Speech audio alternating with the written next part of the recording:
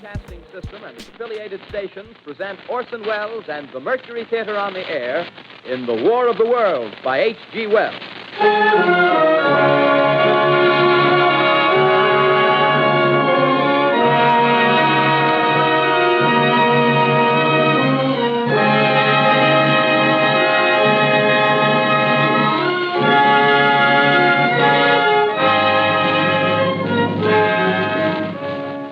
Ladies and gentlemen, the director of the Mercury Theater and star of these broadcasts, Orson Welles.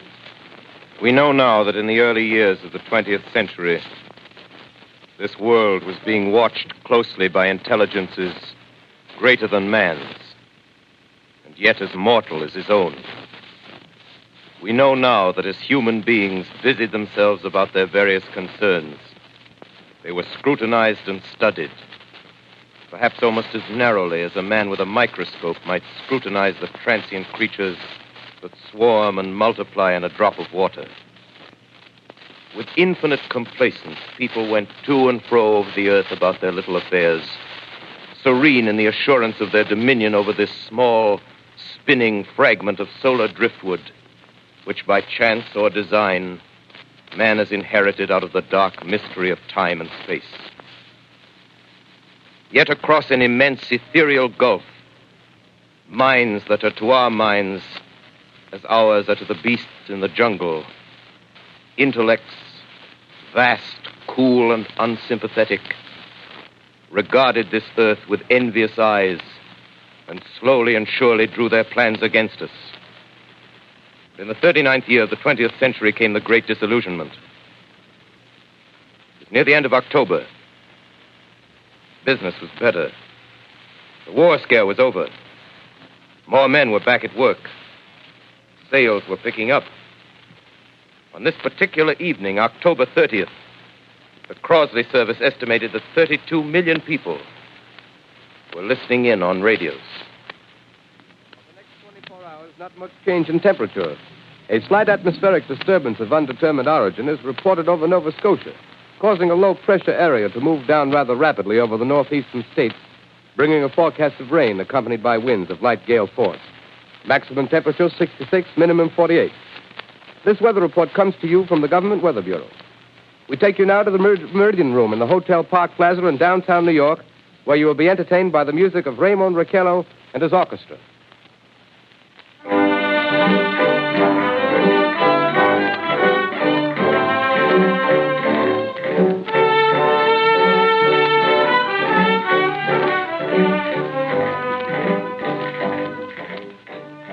Good evening, ladies and gentlemen.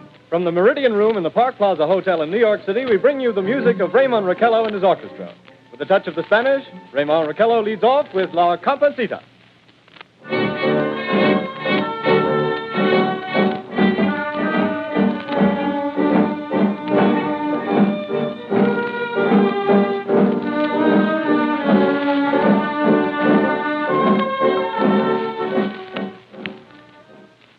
Ladies and gentlemen, we interrupt our program of dance music to bring you a special bulletin from the Intercontinental Radio News. At 20 minutes before 8 Central Time, Professor Farrell of the Mount Jennings Observatory, Chicago, Illinois, reports observing several explosions of incandescent gas occurring at regular intervals on the planet Mars. The spectroscope indicates the gas to be hydrogen and moving toward the Earth with enormous velocity. Professor Pearson of the observatory at Princeton confirms Farrell's observation and describes the phenomenon as, quote, like a jet of blue flame shot from a gun, unquote. We now return you to the music of Raymond Raquello, playing for you in the Meridian Room of the Park Plaza Hotel, situated in downtown New York.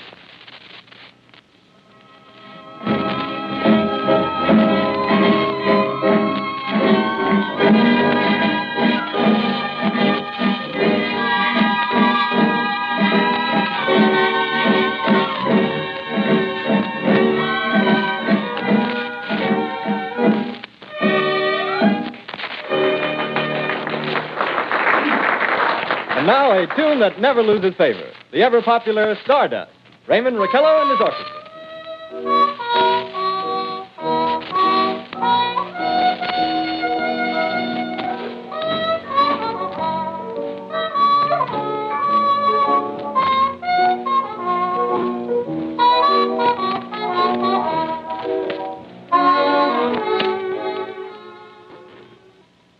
Ladies and gentlemen, following on the news given in our bulletin a moment ago, the Government Meteorological Bureau has requested the large observatories of the country to keep an astronomical watch on any further disturbances occurring on the planet Mars.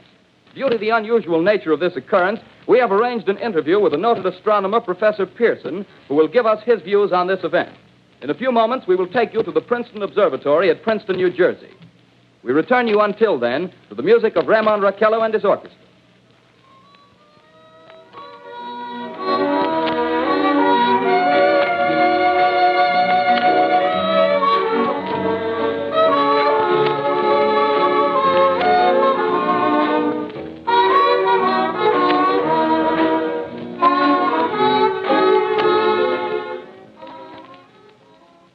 We are ready now to take you to the Princeton Observatory at Princeton, where Carl Phillips, our commentator, will interview Professor Richard Pearson, famous astronomer. We take you now to Princeton, New Jersey. Good evening, ladies and gentlemen. This is Carl Phillips speaking to you from the observatory at Princeton. I'm standing in a large semicircular room, pitch black except for an oblong split in the ceiling. Through this opening, I can see a sprinkling of stars that cast a kind of frosty glow over the intricate mechanism of the huge telescope. The ticking sound you hear is the vibration of the clockwork. Professor Pearson stands directly above me on a small platform, peering through the giant lens. I'll ask you to be patient, ladies and gentlemen, during any delay that may arise during our interview. Besides the ceaseless watch of the heavens, Professor Pearson may be interrupted by telephone or other communications. During this period, he is in constant touch with the astronomical centers of the world. Professor, may I begin our questions? Any time, Mr. Phillips. Professor, would you please tell our radio audience exactly what you see as you observe the planet Mars through your telescope? Nothing unusual at the moment, Mr. Phillips. A red disk swimming in a blue sea. Transverse stripes across the disk. Quite distinct now because Mars happens to be at the point nearest the Earth, in opposition, as we call it. In your opinion, what do these transverse stripes signify, Professor Pearson? Not canals, I can assure you, Mr. Phillips. Although that's the popular conjecture of those who imagine Mars to be inhabited. From a scientific viewpoint, the stripes are merely the result of atmospheric conditions peculiar to the planet. Then you're quite convinced, as a scientist, that living intelligence as we know it does not exist on Mars? I should say the chances against it are 1,000 to 1. And yet, how do you account for these gas eruptions occurring on the surface of the planet at regular intervals? Phillips, I cannot account for it. By the way, Professor, for the benefit of our listeners, how far is Mars from the Earth? Approximately 40 million miles. Well, that seems a safe enough distance. Thank Just a moment, ladies and gentlemen. Someone has just handed Professor Pearson a message. While he reads it, let me remind you that we are speaking to you from the observatory in Princeton, New Jersey, where we are interviewing the world-famous astronomer, Professor Pearson. One moment, please. Professor Pearson has passed me a message which he has just received. Professor, may I read the message to the listening audience? Certainly, Mr. Phillips. Ladies and gentlemen, I shall read you a wire addressed to Professor Pearson from Dr. Gray of the Natural History Museum, New York. Quote, 9:15 p.m. Eastern Standard Time. Seismograph registered shock of almost earthquake intensity occurring within a radius of 20 miles of Princeton. Please investigate. Signed, Lloyd Gray, Chief of Astronomical Division. Unquote. Professor Pearson, could this occurrence possibly have something to do with the disturbances observed on the planet Mars? Hardly, Mr. Phillips. This is probably a meteorite of unusual size, and its arrival at this particular time is merely a coincidence. However, we shall conduct a search as soon as daylight permits. Thank you, Professor. Ladies and gentlemen, for the past 10 minutes, we've been speaking to you from the observatory at Princeton, bringing you a special interview with Professor Pearson, noted astronomer. This is Carl Phillips speaking. We are returning you now to our New York studio.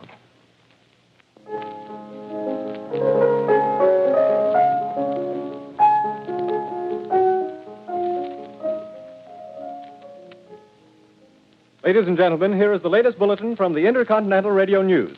Toronto, Canada. Professor Morse of Macmillan University reports observing a total of 3 explosions on the planet Mars between the hours of 7:45 p.m. and 9:20 p.m. Eastern Standard Time. This confirms earlier reports received from American observatories. Now, nearer home, comes a special bulletin from Trenton, New Jersey. It is reported that at 8:50 p.m., a huge flaming object, believed to be a meteorite, fell on a farm in the neighborhood of Grover's Mill, New Jersey, 22 miles from Trenton. The flash in the sky was visible within a radius of several hundred miles, and the noise of the impact was heard as far north as Elizabeth. We have dispatched a special mobile unit to the scene, And we'll have our commentator, Carl Phillips, give you a word picture of the scene as soon as he can reach there from Princeton. In the meantime, we take you to the Hotel Martinet in Brooklyn, where Bobby Millette and his orchestra are offering a program of dance music.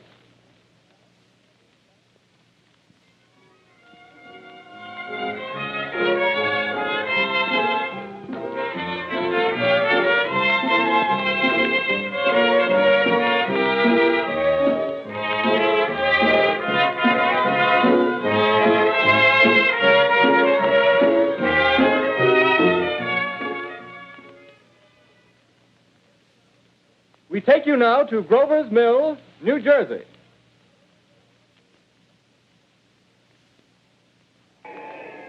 Ladies and gentlemen, this is Carl Phillips again, out at the Wilmot Farm, Grover's Mill, New Jersey. Professor Pearson and myself made the 11 miles from Princeton in 10 minutes. Well, I hardly know where to begin. To paint for you a word picture of the strange scene before my eyes, like something out of a modern Arabian Nights. Well, I just got here. I haven't had a chance to look around yet. I guess that's it. Yes, I guess that's the thing directly in front of me, half buried in a vast pit. Must have struck with terrific force. The ground is covered with splinters of a tree. It must have struck on its way down. But I can see the object itself doesn't look very much like a meteor, at least not the meteors I've seen. It looks more like a huge cylinder. Has a diameter of, what would you say, Professor Pearson? What's that? What would you say, what's the diameter of this? About 30 yards. About 30 yards. The metal on the sheath is, well, I've never seen anything like it. The color is sort of yellowish white. Its curious spectators now are pressing close to the object in spite of the efforts of the police to keep them back. They're getting in front of my line of vision. Would you mind standing one side, please? While the police are pushing the crowd back. Here's Mr. Wilmot, owner of the farm here. He may have some interesting facts to add. Mr. Wilmot, would you please tell the radio audience as much as you remember of this rather unusual visitor that dropped in your backyard? A step closer, please. Ladies and gentlemen, this is Mr. Wilmot. Well, I was listening to the radio. Closer and louder, please. Pardon me? Louder, please, closer. Yes. I was listening to the radio and kind of drowsing. That professor fellow was talking about Mars, so I was half dozing and half... Yes, Mr. Wilmot, and then what happened? Well, as I was saying, I was listening to the radio, kind of halfway. Yes, Mr. Wilmot, and then you saw something. Well, not first off. I heard something. And what did you hear? A hissing sound like this. Kind of like a 4th of July rocket. Yes, then what? I turned my head out the window and would have sworn I was asleep and dreaming. Yes? I seen a kind of greenish streak and then zingo. Something smacked the ground, knocked me clear out of my chair. Well, were you frightened, Mr. Wilmot? Well, I ain't quite sure. I reckon I was kind of riled. Well, thank you, Mr. Wilmot. Thank you very much. Yeah, you want me to tell No, that's some quite more? all right. That's plenty. Ladies and gentlemen, you've just heard Mr. Wilmot, owner of the farm where this thing has fallen. I wish I could convey the atmosphere, the background of this fantastic scene. Hundreds of cars are parked in a field in back of us, and the police are trying to rope off the roadway leading into the farm, but it's no use. They're breaking right through. The car's headlights throw an enormous spotlight on the pit where the object's half buried. Now, some of the more daring souls now are venturing near the edge. The silhouettes stand out against the metal sheen. One man wants to touch the thing. He's having an argument with the policeman. Now, the policeman wins. Now, ladies and gentlemen, there's something I haven't mentioned in all this excitement, but it's becoming more distinct. Perhaps you've caught it already on your radio. Listen, please. Do you hear it? It's a curious humming sound that seems to come from inside the object. I'll move the microphone nearer. Here. Now, we're not more than 25 feet away. Can you hear it now? Professor Pearson. Yes, Can you tell us the meaning of that scraping noise inside the thing? possibly the unequal cooling of its surface. I say, do you still think it's a meteor, Professor? I don't know what to think. The metal casing is definitely extraterrestrial. Not found on this Earth. Friction with the Earth's atmosphere usually tears holes in a meteorite. This thing is smooth, and you can see its cylindrical Just a minute. shape. Something's happening. Ladies and gentlemen, this is terrific. This end of the thing is beginning to flake off. The top is beginning to rotate like a screw, and the thing must be hollow. He's moving. Keep back there. Keep back there. Keep those men back. Keep back there. Keep those idiots back. Ladies, off. The top's loose. Look out there. Stand back. ladies and gentlemen, this is the most terrifying thing I've ever witnessed. Wait a minute. Someone's crawling Someone out or of something. I can see turning out of that black hole two luminous discs. The eyes, it might be a face, might be almost... Good heavens, something wriggling out of the shadow like a gray snake. Now it's another one, and another one, and another one. They look like tentacles to me. Oh, yeah, I can see the thing's body. Now it's large as a bear. It glistens like wet leather, but that face, ladies and gentlemen, it's indescribable. I can hardly force myself to keep looking at it. It's so awful. The eyes are black, and they gleam like a serpent. The mouth is kind of V-shaped with saliva dripping from its rimless lips. It seemed to quiver and pulsate, and the monster, or whatever it is, can hardly move. It seems weighed down by possibly gravity or something. The thing's rising up now, and the crowd falls back. They've seen plenty. The most extraordinary experience, ladies and gentlemen. I can't find words. Well, I'll pull this microphone with me as I talk. I'll have to stop the description until I can take a new position. Hold on, will you, please? I'll be right back in a minute.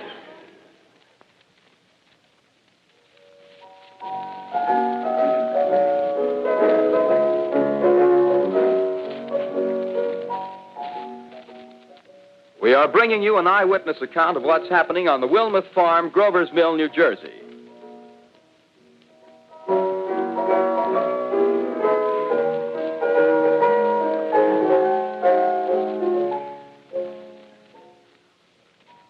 We now return you to Carl Phillips at Grover's Mill. Ladies and gentlemen, Marion. Ladies and gentlemen, here I am, back of a stone wall that adjoins Mr. Wilmuth's garden. From here, I get a sweep of the whole scene. I'll give you every detail as long as I can talk and as long as I can see. There's more state police have arrived. They're drawing up a cordon in front of the pit. About 30 of them. No need to push the crowd back now. They're willing to keep their distance. The captain's conferring with someone. Can't quite see who. Oh, yes, I believe it's Professor Pearson. Yes, it is. Now they've parted, and the professor moves around one side, studying the object while the captain and two policemen advance with something in their hands.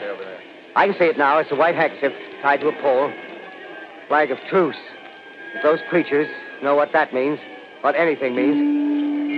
Wait a minute, something's happening. A humped shape is rising out of the pit. I can make out a small beam of light against a mirror.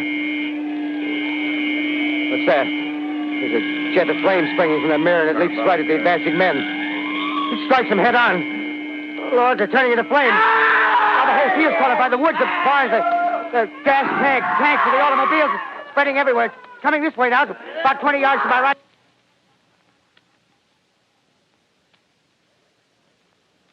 Ladies and gentlemen, due to circumstances beyond our control, we are unable to continue the broadcast from Grover's Mill.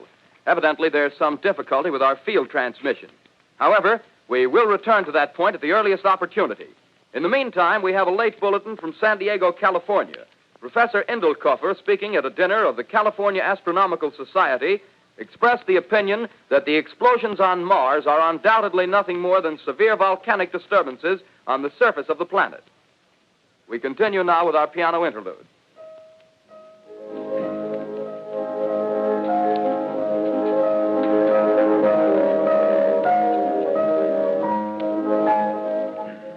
Ladies and gentlemen, I've just been handed a message that came in from Grover's Mill by telephone.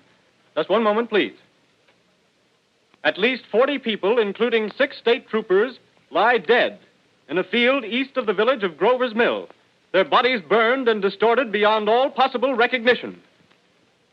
The next voice you hear will be that of Brigadier General Montgomery Smith, commander of the state militia at Trenton, New Jersey. I have been requested by the governor of New Jersey to place the counties of Mercer and Middlesex as far west as Princeton and east to Jamesburg under martial law. No one will be permitted to enter this area except by special pass issued by state or military authorities. 4 companies of state militia are proceeding from Trenton to Grover's Mill and will aid in the evacuation of homes within the range of military operations. Thank you. You have just been listening to General Montgomery Smith, commanding the state militia at Trenton. In the meantime, further details of the catastrophe at Grover's Mill are coming in.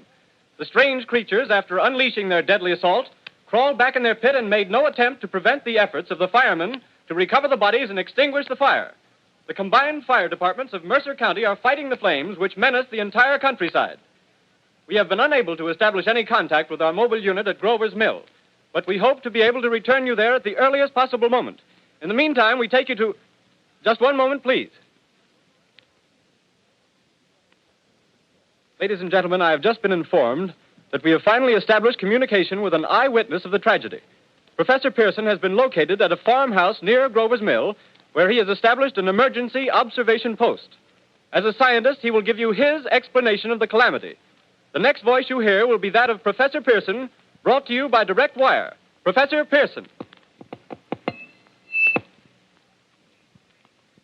Of the creatures in the rocket cylinder at Grover's Mill, I can give you no authoritative information, either as to their nature, their origin, or their purposes here on Earth.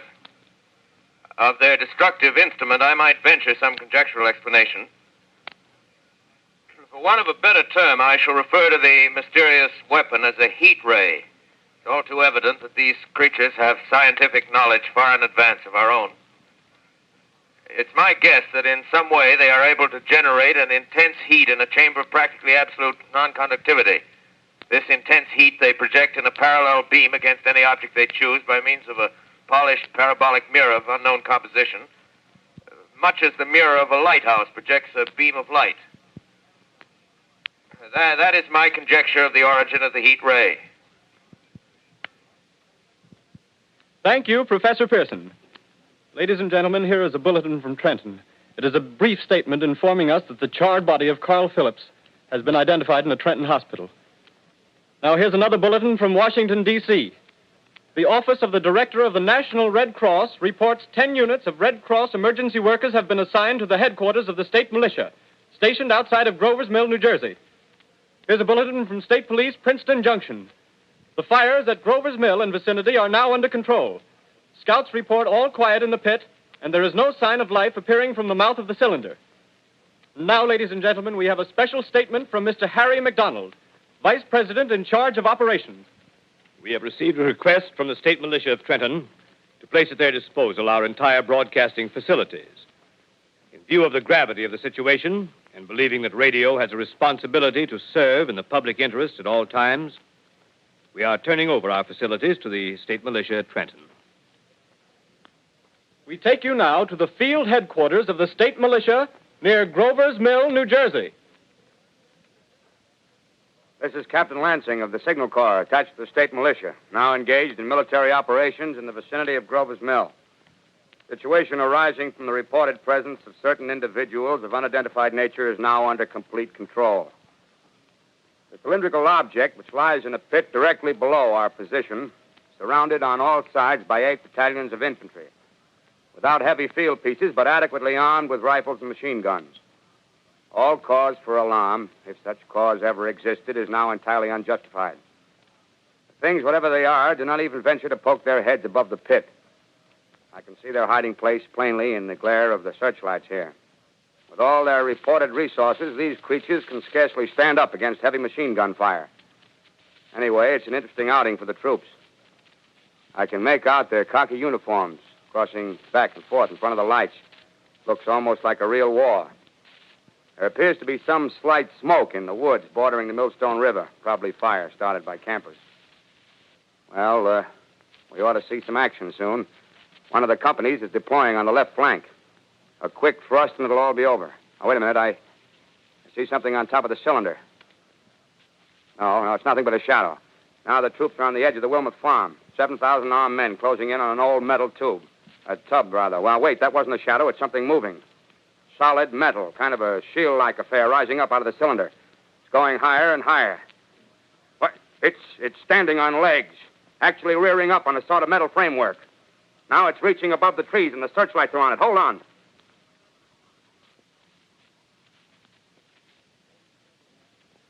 Ladies and gentlemen, I have a grave announcement to make. Incredible as it may seem, both the observations of science and the evidence of our eyes lead to the inescapable assumption that those strange beings who landed in the Jersey farmlands tonight are the vanguard of an invading army from the planet Mars. The battle which took place tonight at Grover Mills has ended in one of the most startling defeats ever suffered by an army in modern times. 7,000 men armed with rifles and machine guns pitted against a single fighting machine of the invaders from Mars. 120 known survivors. the rest strewn over the battle area from Grover's Mill to Plainsboro, crushed and trampled to death under the metal feet of the monster, or burned to cinders by its heat ray. The monster is now in control of the middle section of New Jersey and has effectively cut the state through its center. Communication lines are down from Pennsylvania to the Atlantic Ocean. Railroad tracks are torn and service from New York to Philadelphia discontinued, except routing some of the trains through Allerton and Phoenixville. Highways to the north, south, and west are clogged with frantic human traffic. Police and Army reserves are unable to control the mad flight. By morning, the fugitives will have swelled Philadelphia, Camden, and Trenton. It is estimated to twice their normal population. Martial law prevails throughout New Jersey and eastern Pennsylvania. At this time, we take you to Washington for a special broadcast on the national emergency. The Secretary of the Interior. Citizens of the nation, I shall not try to conceal the gravity of the situation that confronts the country, nor the concern of your government in protecting the lives and property of its people. However, I wish to impress upon you, private citizens and public officials, all of you, the urgent need of calm and resourceful action. Fortunately, this formidable enemy is still confined to a comparatively small area, and we may place our faith in the military forces to keep them there. In the meantime, placing our faith in God, we must continue the performance of our duties, each and every one of us, so that we may confront this destructive adversary with a nation united, courageous, and consecrated to the preservation of human supremacy on this earth. I thank you. You have just heard the Secretary of the Interior speaking from Washington. Bulletins too numerous to read are piling up in the studio here. We're informed that the central portion of New Jersey is blacked out from radio communication due to the effect of the heat ray upon power lines and electrical equipment. Here's a special bulletin, New York. Cables have been received from English, French, and German scientific bodies offering assistance. Astronomers report continued gas outbursts at regular intervals on the planet Mars. The majority voiced the opinion that the enemy will be reinforced by additional rocket machines. There have been several attempts made to locate Professor Pearson of Princeton, who has observed Martians at close range. It is feared he was lost in the recent battle. Langham Field, Virginia. Scouting planes report 3 Martian machines visible above treetops, moving north toward Somerville with population fleeing ahead of them. The heat ray is not in use, although advancing at express train speed, invaders pick their way carefully. They seem to be making a conscious effort to avoid destruction of cities and countryside. However, they stop to uproot power lines, bridges, and railroad tracks. Their apparent objective is to crush resistance, paralyze communication, and disorganize human society. Here is a bulletin from Basking Ridge, New Jersey. Coon hunters have stumbled on a second cylinder similar to the first, embedded in the great swamp 20 miles south of Morristown. Army field pieces are proceeding before the cylinder can be opened and the fighting machine rigged. They are taking up a position in the foothills of Watchung Mountains. Another bulletin from Langham Field, Virginia. Scouting planes report enemy machines, now 3 in number, increasing speed northward, kicking over houses and trees in their evident haste to form a conjunction with their allies south of Morristown. Machines also sighted by telephone operator east of Middlesex, within 10 miles of Plainfield. Here's a bulletin from Winston-Field, Long Island. A fleet of Army bombers carrying heavy explosive flying north in pursuit of enemy. Scouting planes act as guides. They keep the speeding enemy in sight. Just a moment, please, ladies and gentlemen. We've run special wires to the artillery line and adjacent villages to give you direct reports in the zone of the advancing enemy. First, we take you to the battery of the 22nd Field Artillery, located in the Watchung Mountains. Range 32 meters. 32 meters. Projection 39 degrees. 39 degrees.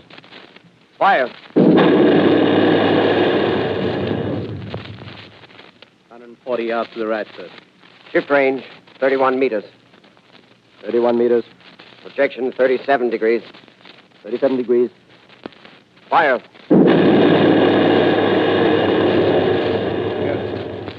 Hit, sir. Got the tripod of one of them. They've stopped. The others are trying to repair it. Quick, get the range. Shift 30 meters. 30 meters. Projection 27 degrees. 27 degrees. Fire.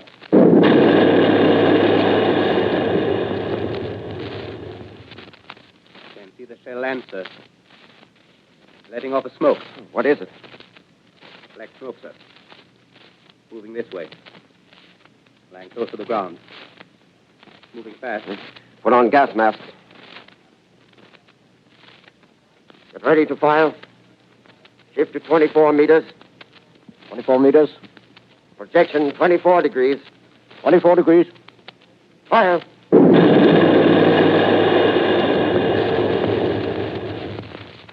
Still can't see, sir. Smoke's coming nearer. Get the range. 20 feet. Meters. 23 meters. 23 meters. Projection 22 degrees. 22 degrees.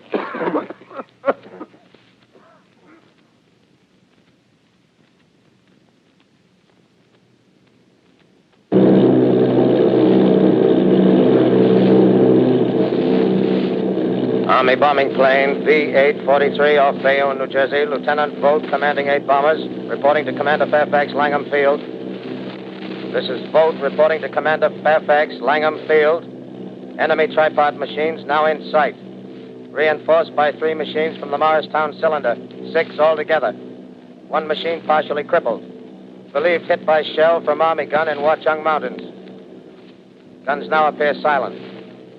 A heavy black fog hanging close to the earth of extreme density, nature unknown. No sign of heat ray. Enemy now turns east, crossing Passaic River into the Jersey marshes.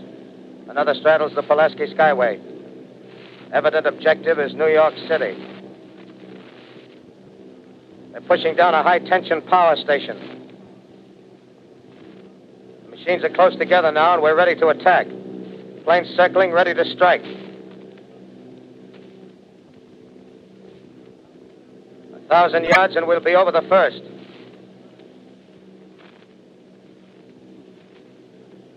$800 yards.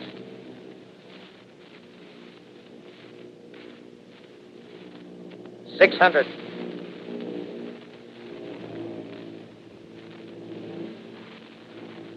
$400. 200. There they go. The giant arm raised. Green flash. They're spraying us with flame. 2,000 feet. Engines are giving out. No chance to release bombs. Only one thing left. Drop on them, plane and all. We're diving on the first one. Now the engine's gone. 8.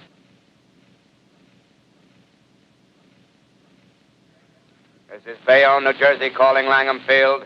This is Bayonne, New Jersey, calling Langham Field. Come in, please. This is Langham Field. Go ahead. 8 Army bombers in engagement with enemy tripod machines over Jersey Flats.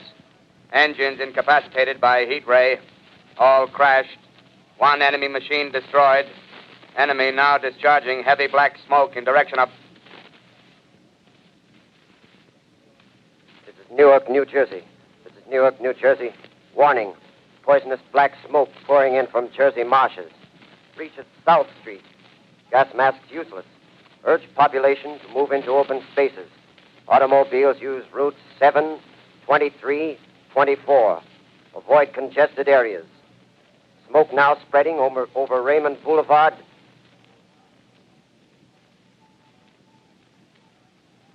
X2L calling CQ, 2X2L calling CQ, 2X2L calling 8X3R. Come in, please. This is 8X3R coming back at 2X2L. How's reception? How's reception? K, please. Where are you, 8X3R?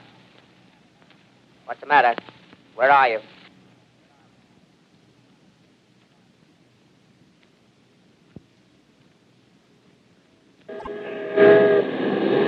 I'm speaking from the roof of Broadcasting Building. I'm speaking from the roof of Broadcasting Building, New York City. The bells you hear are ringing to warn the people to evacuate the city as the Martians approach. Estimated in the last 2 hours, 3 million people have moved out along the roads to the north. Hutchison River Parkway is still kept open for motor traffic. Avoid bridges to Long Island, hopelessly jammed. All communication with Jersey Shore closed 10 minutes ago. No more defenses. Our army is wiped out. Artillery, Air Force, everything wiped out. This may be the last broadcast. We'll stay here to the end. People are holding service here below us in the cathedral. Now I look down the harbor, all manner of boats, overloaded with fleeing population pulling out from docks. Streets are all jammed. Noise and crowds like New Year's Eve in city. Wait a minute. The enemy is now in sight above the Palisades. Five great machines. First one is crossing the river. I can see it from here, wading the Hudson like a man wading through a brook. A bulletin is handed me. Martian cylinders are falling all over the country. One outside of Buffalo, one in Chicago, St. Louis. Seem to be timed and spaced. Now the first machine reaches the shore. He stands watching, looking over the city. The steel cowlish head is even with the skyscrapers. He waits for the others. They rise like a line of new towers on the city's west side. Now they're lifting their metal hands. This is the end now. Smoke comes out, black smoke drifting over the city. People in the streets see it now. They're running toward the East River, thousands of them, dropping in like rats. Now the smoke's spreading faster. It's reached Times Square. People are trying to run away from it, but it's no use. They're falling like flies. Now the smoke's crossing 6th Avenue, 5th Avenue, 100 yards away. It's 50 feet.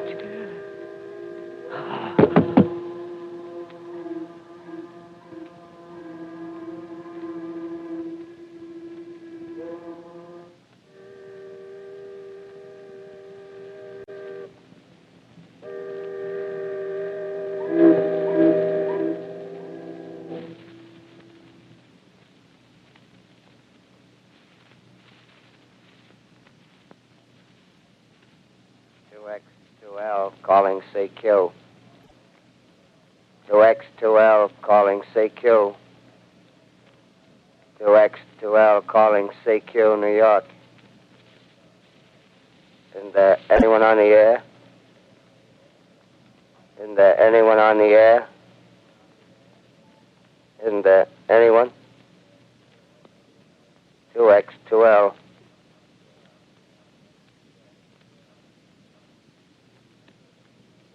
You are listening to a CBS presentation of Orson Welles and the Mercury Theater on the Air in an original dramatization of The War of the Worlds by H.G. Wells.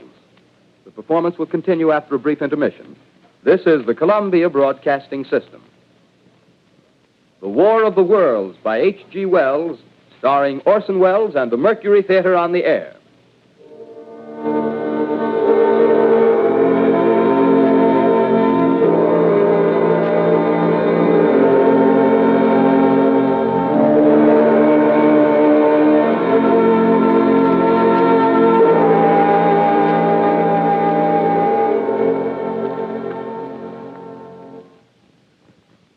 As I set down these notes on paper, I'm obsessed by the thought that I may be the last living man on Earth.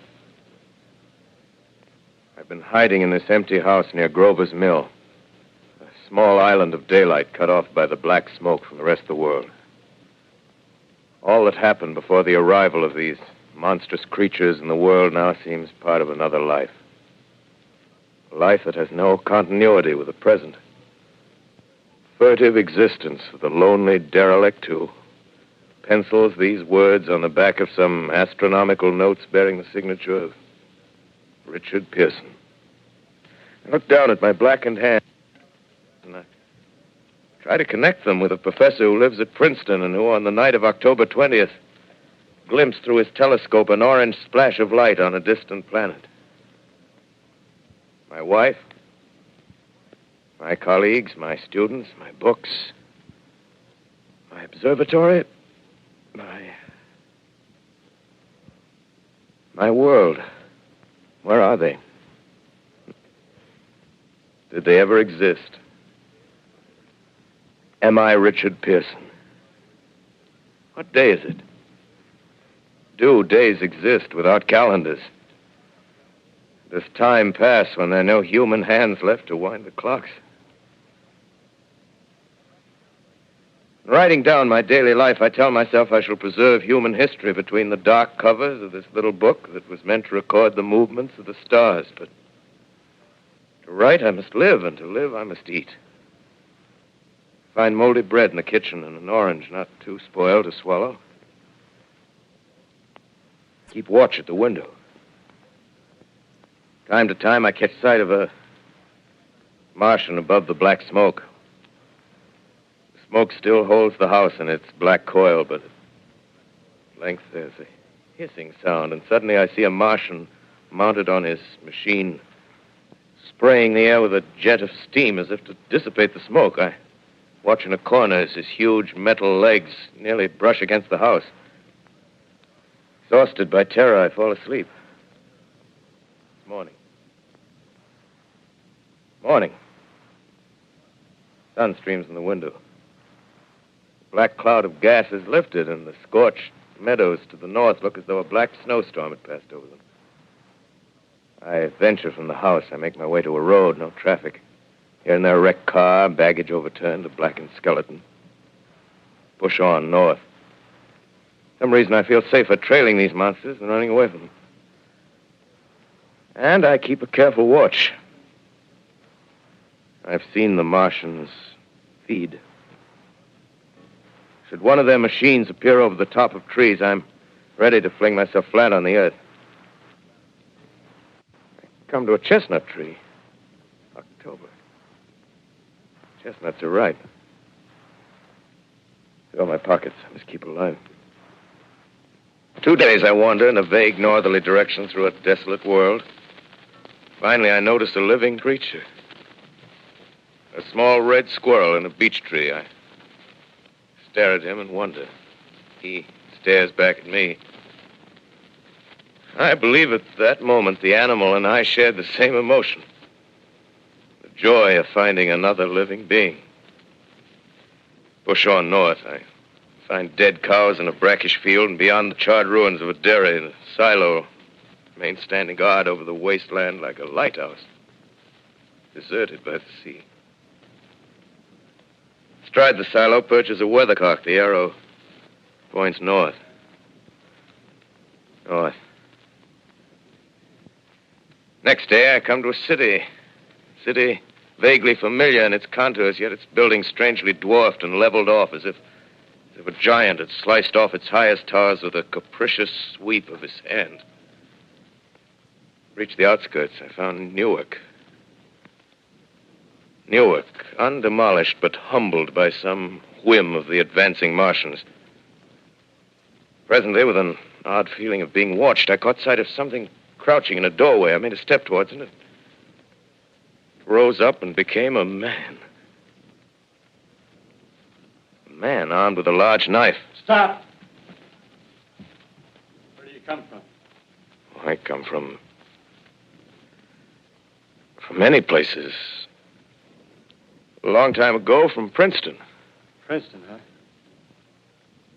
That's near Grover's Mill. Yes. Grover's Mill.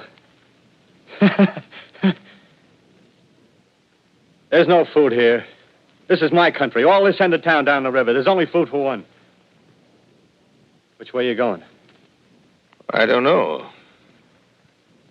I guess I'm looking for people. Hey, what was that? Did you hear something just then? No. Only a bird. A live bird. Yeah. You get to know that birds have shadows these days. Say, we're in the open here. Let's crawl in this doorway here and talk. Have you seen any Martians? No. They're going over to New York. Night, the sky's alive with their lights, just as if people were still living in it. By daylight, you can't see them. 5 days ago, a couple of them carried something big across the flats from the airport. I think they're learning how to fly. Fly? Yeah, fly. Hmm. Then it's all over with humanity. Stranger, there's still you and I. 2 of us left. Yeah. They got themselves in solid. They wrecked the greatest country in the world. Those green stars, they're probably falling somewhere every night. They've only lost 1 machine. There isn't anything to do. We're done. We're licked. Where were you? You're in a uniform. Yeah, what's left of it. I was in the militia. National Guard. That's good. There wasn't any war. Any more than there's war between men and ants. Yes, but we're eatable ants. I found that out. What'll they do to us? I thought it all out. Right now, we're caught as we're wanted. A Martian only has to go a few miles to get a crowd on the run. But they won't keep on doing that. They'll begin catching us systematic, like keeping the best and storing us in cages and things. They haven't begun on us yet. Not begun? Not begun. All that's happened so far is because we don't have sense enough to keep quiet. Bothering them with guns and such stuff and losing our heads and rushing off in crowds. No, instead of our rushing around blind, we got to fix ourselves up. Fix ourselves up according to the way things are now. Cities, nations, civilization, progress. Yes, but if that's so, what is there to live for? Well, there won't be any more concerts for 1,000,000 years or so and no nice little dinners at restaurants. If it's amusement you're after, I guess the game's up. What is there left? Life, that's what. I want to live. Yeah, and so do you. We're not going to be exterminated. And I don't mean to be caught either. Tamed and fattened and bred like an ox. What are you going to do? I'm going on. Right under their feet. I got a plan. We men, as men, we're finished. We don't know enough. We got to learn plenty before we got a chance. We've got to live and keep free while we learn, see? I've thought it all out, see? Well, tell me the rest. Well, it isn't all of us that are made for wild beasts. That's what it got to. That's what it got to be. That's why I watched you. Watched you. All those little office workers that used to live in these houses. They be no good. They haven't any stuff in them. They used to run off to work. I've seen hundreds of them running to catch their commuter's train in the morning, afraid they'd get canned if they didn't. Running back at night, afraid they wouldn't be in time for dinner. Lives insured and a little invested in case of accidents. Yeah, and on Sundays, worried about the hereafter. Well, the Martians, they'll be a godsend for those guys. Nice, roomy cages, good food, careful breeding, no worries. Yeah, after a week or so of chasing around the fields on empty stomachs, they'll come and be glad to be caught. You've thought it all out, haven't you? Sure, you bet I have. That isn't all. These Martians are going to make pets of some of them. Train them to do tricks. Who knows, get sentimental over the pet boy who grew up and had to be killed. Yeah, and some maybe, they'll train to hunt us. Oh, no, it's impossible. Human Yes, beings. they will. There's men who do it gladly. If one of them ever comes after me, by... In the meantime, you and I and others like us, where are we to live when the Martians own the Earth? I got it all figured out. We'll live underground. I've been thinking about the sewers. Under New York, there are miles and miles of them. The main ones, they're big enough for anybody. Then there's cellars, vaults, underground storerooms, railway tunnels, subways. You begin to see, huh? We'll get a bunch of strong men together. No weaklings. That rubbish, out. As you meant me to go. All right. Give you a chance, didn't I? Won't quarrel about that. Go on. Well, we got to make safe places for us to stay in, see? Get all the books we can. Science books. That's where men like you come in, see? We raid the museums, We'll even spy on the Martians. May not be so much we have to learn before... Listen. Just imagine this. 4 or 5 of their own fighting machines suddenly start off. Heat rays right and left. Not a Martian in them. Not a Martian in them, see? But men. Men who've learned the way how. May even be in our time. Gee. Imagine having one of them lovely things with its heat ray wide and free. We'd turn it on Martians. We'd turn it on men. We'd bring everybody down on their knees. That's your plan. Yeah. You, me, a few more of us. We'd own the world. I see. Hey. Hey, what's the matter? Where are you going? Not to your world. Bye, stranger. Well, after parting with the artilleryman, I came at last to the Holland Tunnel, entered that silent tube. Anxious to know the fate of the great city on the other side of the Hudson. Cautiously, I came out of the tunnel and made my way up Canal Street. Reached 14th Street, and there again were black powder and several bodies and an evil, ominous smell from the gratings of the cellars of some of the houses. I wandered up through the 30s and 40s, stood alone on Times Square. Caught sight of a lean dog running down 7th Avenue with a piece of dark brown meat in his jaws and a pack of starving mongrels at his heels. Made a wide circle around me as though he feared I might prove a fresh competitor. Walked up Broadway in the direction of that strange powder, past silent shop windows, displaying their mute wares to empty sidewalks.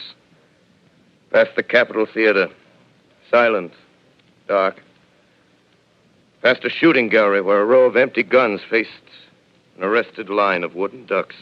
Near Columbus Circle, I noticed models of 1939 motor cars in the showrooms facing empty streets. Over the top of the General Motors building, I watched a flock of black birds circling in the sky. Hurried on. Suddenly, I caught sight of the hood of a Martian machine, standing somewhere in Central Park, gleaming in the late afternoon sun. An insane idea. I rushed recklessly across Columbus Circle and into the park.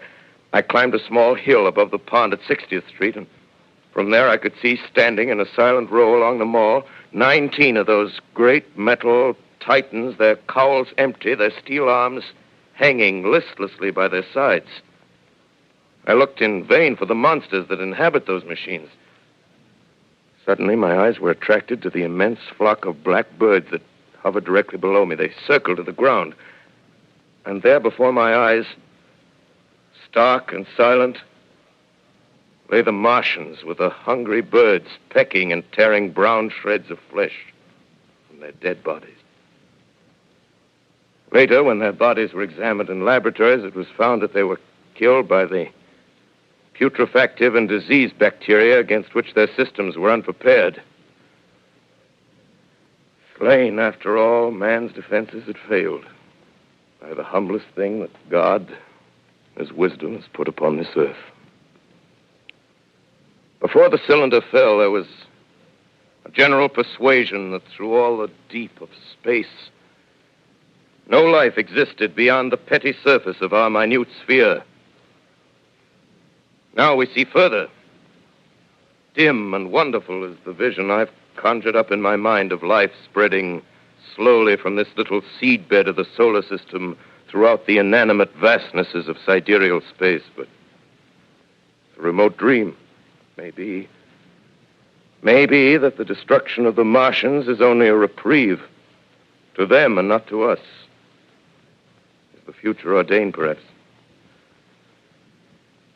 Strange it now seems to sit in my peaceful study at Princeton, writing down this last chapter of the record, begun at a deserted farm in Grover's Mill. Strange to watch children playing in the streets. Strange to see young people strolling on the green where the new spring grass heals the last black scars of a bruised earth. Strange to watch the sightseers enter the museum where the dissembled parts of a Martian machine are kept on public view. Strange when I recall the time when I first saw it. Bright and clean cut, hard and silent under the dawn of that last great day.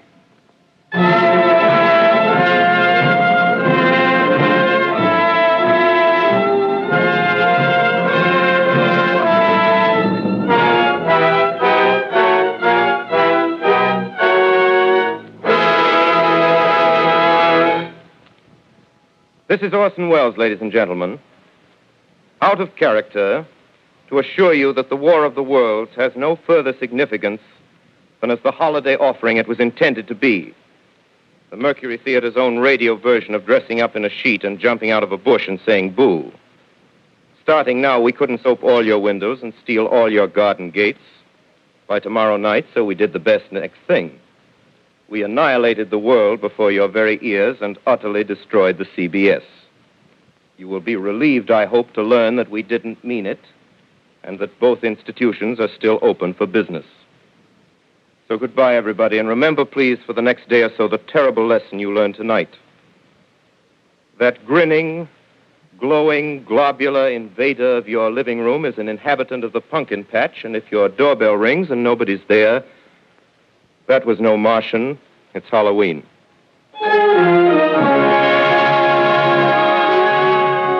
Tonight, the Columbia Broadcasting System and its affiliated stations coast to coast has brought you The War of the Worlds by H.G. Wells, the 17th in its weekly series of dramatic broadcasts featuring Orson Welles and the Mercury Theater on the air.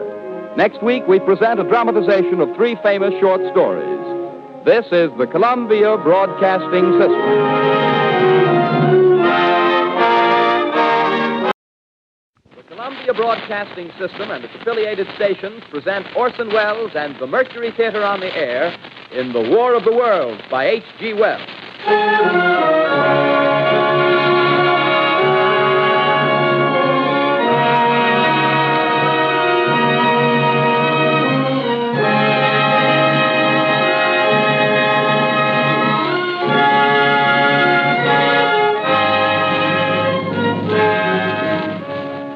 Ladies and gentlemen, the director of the Mercury Theater and star of these broadcasts, Orson Welles. We know now that in the early years of the 20th century, this world was being watched closely by intelligences greater than man's, and yet as mortal as his own.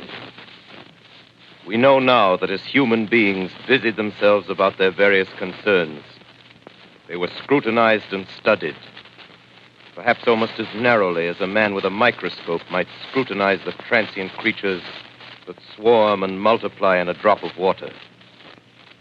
With infinite complacence, people went to and fro over the earth about their little affairs, serene in the assurance of their dominion over this small, spinning fragment of solar driftwood, which by chance or design, man has inherited out of the dark mystery of time and space.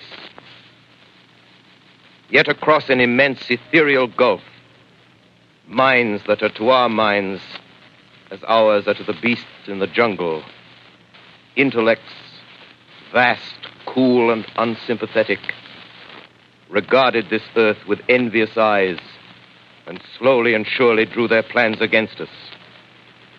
In the 39th year of the 20th century came the Great Disillusionment. It was near the end of October. Business was better. The war scare was over. More men were back at work. Sales were picking up. On this particular evening, October 30th, the Crosley service estimated that 32 million people were listening in on radios. For the next 24 hours, not much change in temperature. A slight atmospheric disturbance of undetermined origin is reported over Nova Scotia, causing a low-pressure area to move down rather rapidly over the northeastern states, bringing a forecast of rain accompanied by winds of light gale force. Maximum temperature 66, minimum 48. This weather report comes to you from the Government Weather Bureau.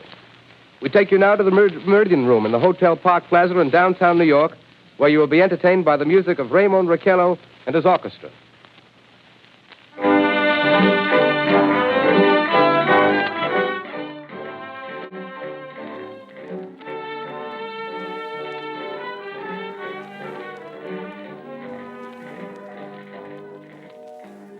Good Meridian Room in the Park Plaza Hotel in New York